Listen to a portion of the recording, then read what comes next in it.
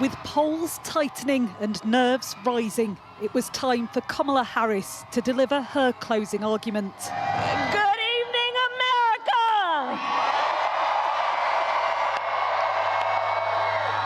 The crux of her case? Well, it's a binary choice, she says. Me or him.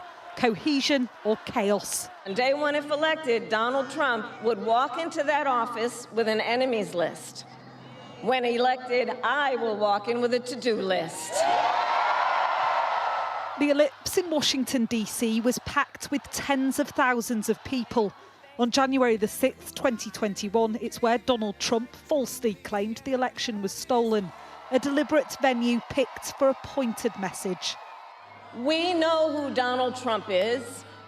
He is the person who stood at this very spot nearly 4 years ago and sent an armed mob to the United States Capitol. There were nods to reproductive rights, to the economy and immigration. But the focus clearly was the danger she says Trump presents to democracy. It's exactly 100 days since Kamala Harris became the Democratic nominee for president.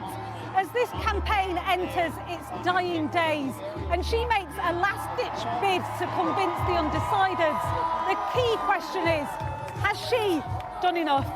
Are you worried about how tight the polls show it? I think we're all worried about that, especially after what happened with Hillary's race, because the polls had her winning and she lost. But I believe in my generation, and I believe that we're going to do this. She brings joy, inclusiveness, and competence, and that's what more can you ask for? Do you think people understand who she is, what her policies are? I think people will say they don't know enough about her, but I think that's an excuse for some people. What I think they really are saying is, I don't want a woman as president. Harris didn't address the rumbling controversy over Donald Trump's Madison Square Garden rally. But from inside the White House, just yards away, President Biden did on a video call.